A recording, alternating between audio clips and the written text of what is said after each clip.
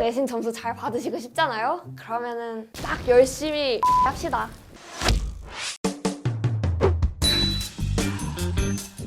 안녕하세요.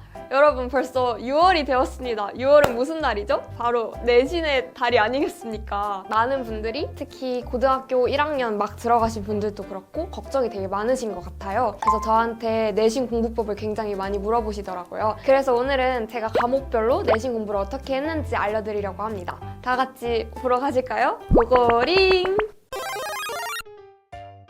공부 기간보다는 공부를 해야 하는 것에 집중을 해서 공부를 시작했습니다. 그래서 제가 기억을 떠올려서 다시 한번 적어보았는데요. 일단 상상을 해요. 학교에서 뭘 배웠지? 그걸 상상하면서 교과서도 있을 것이고 프린트물도 있을 것이고 그런 거를 먼저 쫙 적습니다. 그 다음에 그걸 떠올리면서 그럼 난 거기에서 뭐가 약했더라? 어느 부분을 더 해야 될까? 이런 것들을 생각하면서 문제집이나 그런 것들을 추가합니다. 그래서 보면은 국어랑 수학을 비교했을 때는 수학에서 해야 될 게 굉장히 많죠. 자기가 부족한 것들을 잘 생각하면서 뭐를 해야 할지 구체적으로 명시하는 게 중요하다고 생각합니다. 그래서 내신 공부를 몇 주 했다라고 정확히 말씀드릴 수는 없지만 과목마다 공부한 시간, 기간이 조금씩은 차이가 있었기 때문에 공부법에 대해서 알려드리면서 추가적으로 말씀드리겠습니다. 제 내신 공부법의 기본 틀을 말씀드리자면 일단 학교에서 주는 모든 자료들을 가지고 개념 정리를 한 다음에 문제를 풀 것들이 있다면 문제를 풀고요. 그 이후에 거기에서 내가 부족한 점을 찾아서 별도의 심화 과정이 필요하다면 문제집을 풉니다. 그 다음에 시간이 남는다면 학교 기출 문제를 풀고 마무리를 합니다. 제가 내신 공부에서 가장 중요하다고 생각하는 점은 이렇게 공부를 하고 나서 친구가 야 이거 뭐야? 이렇게 했을 때 당황하지 않고 이미 모든 걸 안다는 듯이 나만의 언어로 설명할 수 있으면 된다고 생각을 합니다. 거기까지만 해도 진짜 정말 훌륭하지만 내신 공부에서는 그래도 토시 하나도 빠짐없이 외우는 게 좋지 않나 라고 생각하는 이유는 서술형 문제가 있다. 그러면 조건들이 있잖아요. 뭐 이 단어를 빼먹으면 감점 이런 것처럼 정말 조건들이 까다로울 때가 있어요. 근데 거기에서 기준이 되는 거는 교과서이기 때문에 가능하다면 토시 하나도 빠짐없이 외우는 거를 추천드립니다. 일단 국어 같은 경우는 시험 2-3주 전부터 공부를 했는데요. 제가 직접 실제로 고등학교 때 사용을 하던 교과서를 가지고 예시를 들어서 설명해 드리려고 합니다. 이 영역의 예시로 제가 사시 남정기를 한번 가져와 봤는데 처음에는 그냥 정말 아무 생각 없이 읽습니다. 그냥 중국 명나라 세종 때 금은 순정 때 사늘을 이렇게 읽어요. 읽고 나면 얘는 악역이다, 얘는 좀 긍정적인 인물이다 그 정도는 파악할 수가 있어요. 그렇게 반복을 한 3번 정도 하고 이제 한 문단씩 자세히 보러 들어갑니다. 이 한 문단을 읽고 이런 식으로 한 문장 정도로 그 문단을 정리를 합니다. 저는 보통 이렇게 할 때 소리를 내서 많이 읽는데 그 이유는 소리를 내서 읽어야지 덜 졸리고 뭔가 집중을 더 할 수 있어요. 사급사댁에는 남자가 없지 매파를 통해 혼사를 의논하도록 해야겠어 막 이러면서 혼자 생쇼를 합니다. 그렇게 한 문단 한 문단에 대한 내용 정리가 끝이 나면 먼저 한 글에 대한 정리를 마무리하고 그리고 저는 굳이 국어 수업 시간이 아니더라도 궁금한 게 생겼다, 뭐 갑자기 헷갈리는 게 생겼다 그런 게 있으면 무조건 포스트잇에다가 적어놨다가 교과서 표지에다가 이렇게 붙여놨습니다. 이런 식으로 다 일일이 적어서 고민을 좀 더 해보거나 선생님께 무조건 질문을 하는 방식으로 공부했습니다. 이제 마지막으로 이런 줄글 공부를 최종적으로 마무리할 때는 저는 이 지문을 보면서 하는 것이 아니라 백지에다 적으면서 하거나 말로 표현을 하면서 했습니다. 예를 들어서 거기 문단에는 뭐 이게 중요했지, 난 이렇게 생각했는데 선생님은 이렇게 생각하셨어, 1문단과 2문단이 어떤 방식으로 연결이 되는지 그런 것들까지도 저는 생각을 하면서 공부를 했고, 그리고 모르는 어휘가 있었다 하면 그거는 또 어떤 뜻이었는지 다시 한번 머릿속으로 상기를 시켜보고 그랬습니다. 결론적으로 정리해서 말씀드리자면 마지막 단계만큼은 나 혼자만의 힘으로 내 언어로 표현을 해서 정리를 하면 좋다는 것을 말씀드리고 싶습니다. 문법 영역 같은 경우에는 저는 크게 3가지 단계를 통해서 공부를 했습니다. 문법 용어에 대한 정확한 이해가 필요하고 문법 원리, 규칙들을 어떻게 적용하는지, 어떤 순서로 적용하는지를 정확히 이해를 해야 하고요. 문법에는 또 예외가 있잖아요. 그런 부분들을 꼼꼼하게 암기하는 것이 필요합니다. 제가 첫 번째 단계로 문법 용어에 대한 이해를 말씀을 드렸는데 용어에 대한 이해가 더 필요하다고 느꼈던 거는 제 경험담에서 오는 건데요. 저는 국어 문법보다 영어 문법을 먼저 접했어요. 그래서 예를 들어서 예쁜 옷, 새 옷 할 때 예쁜과 새는 영어로 하면 beautiful이랑 new잖아요. 그럼 둘 다 형용사란 말이에요. 근데 이게 국어 문법으로 넘어오면은 예쁜 같은 경우에는 예쁘다라는 기본형에서 출발한 형용사이고 새 같은 경우에는 관형사 그 자체란 말이에요. 이런 부분에 대한 이해가 명확히 이루어져 있지 않으면 문제를 풀 때마다 헷갈려요. 그렇기 때문에 이런 체계에 대한 명확한 정리를 먼저 하고 넘어가셔야 한다고 생각합니다. 어떤 기준으로 이거를 나누고 이 용어가 정의되는지를 정말 꼼꼼하게 공부를 하셨으면 좋겠어요.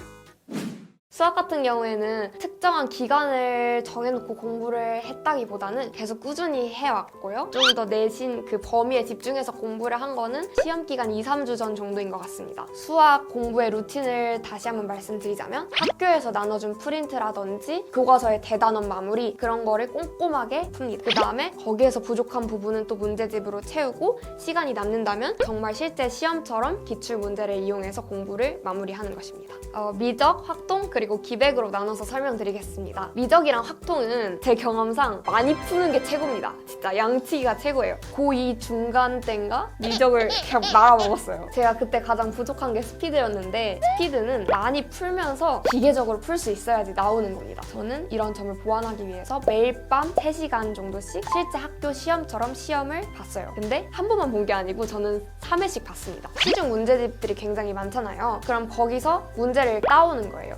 쉬운 문제 몇 문제 정도, 그다음에 고난도 문제 몇 문제, 주관식 몇 문제, 서술형 몇 문제 구성을 직접 해서 직접 시간을 재고 풉니다. 그리고 무조건 그날 오답을 다 하고 잤어요. 그렇게 공부를 진짜 딱 한 달 정도 했더니 미적이랑 확통은 바로 1등을 먹었고요. 그렇습니다. 이렇게 풀면 좋은 점이 이 구성을 내신 시험이랑 비슷하게 하면 집중을 해서 딱 공부를 할 수도 있고 다양한 문제들을 골고루 공부를 해볼 수 있다는 점에서 매우 좋았던 것 같습니다. 확통 같은 경우에는 양치기만 해도 충분합니다. 확통은 뻔해요. 내신 유형도 뻔하고 나올 수 있는 문제들이 한정되어 있기 때문에 많이 푸십시오. 많이. 일단 기백 같은 경우에는 한 문제를 가지고 오랫동안 음미하면서 풀었습니다. 벡터 같은 경우에는 화살표를 여기 붙여볼까? 아니면 저기 붙여볼까? 합쳐볼까? 이렇게 다 해보면서 저만의 방법을 찾아갔던 것 같아요. 여러 과정을 통해서 가장 간단하게 만든 다음에 계산을 하는 방식으로 실수를 줄였습니다. 그런데 이런 기백 문제 풀이 같은 경우에는 친구들의 성향마다 풀이 방식이 확실히 다를 수 있기 때문에 산수로 접근도 해보고 의미를 부여하는 쪽으로도 해보면서 자기한테 잘 맞는 방법을 찾아야 합니다. 하지만 이때 중요한 거는 다른 방법이 있다는 것도 알고 계셔야지 자기의 방법으로 풀지 못하는 문제가 나왔을 때 당황하지 않을 수 있습니다. 그리고 기하 부분도 무작정 문제 풀이를 많이 해야겠다라고 기계처럼 풀지 마시고 도형이 있으면 잘라도 보고 단면화도 시켜보면서 조금 더 푸시면 나중에 실제 시험장에서 오히려 더 빨리 푸실 수 있습니다.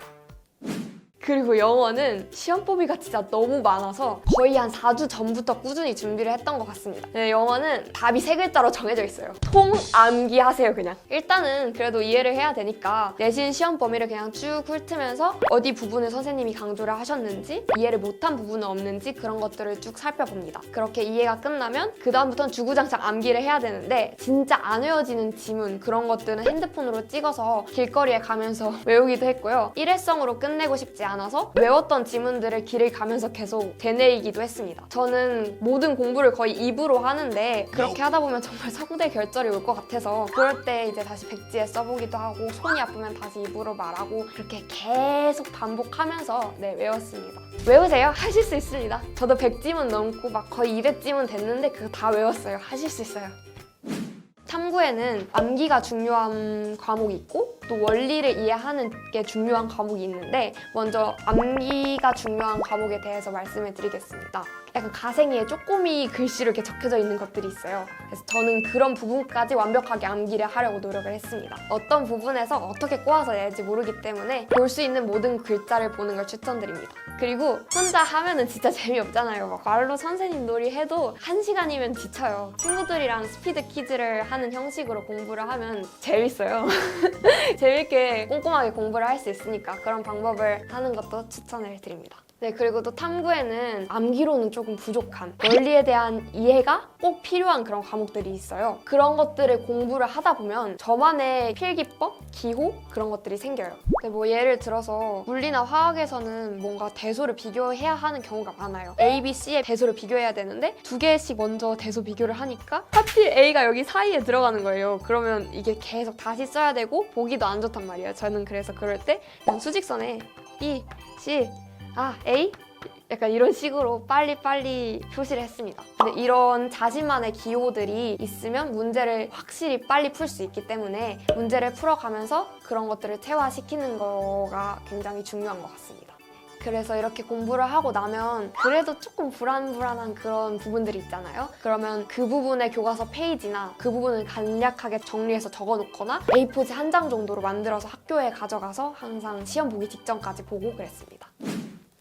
네, 이렇게 제가 저의 과목별 내신 공부법을 알려드렸는데요. 여러분, 결국 내신은 꼼꼼함이 답입니다. 암기가 궁극적인 목표가 되어서는 안 되지만 그래도 내신 점수 잘 받으시고 싶잖아요? 그러면은 딱 열심히 암기합시다. 적어도 학교에서 나눠주는 자료에 있는 모든 거는 암기하자라는 마인드로 공부를 하시면 충분히 좋은 결과를 내실 수 있다라고 생각을 합니다. 그리고 제가 추가적으로 드리고 싶었던 말씀은 시험 종이 땡 칠 때까지는 미친 듯이 열심히 하시되 보고 나서는 미련 없이 그냥 점수는 보내주셨으면 좋겠습니다. 만약에 수학을 망했어요. 그러면 계속 그게 생각이 난단 말이에요. 그럼 다음 공부에도 집중이 안 되고 가끔씩은 놓아줄 수 있는 게 용기라고 생각합니다. 내가 할 수 있는 최선을 다해서 마음을 다해서 이번 시험 후회 없이 치르고 오셨으면 좋겠습니다. 파이팅!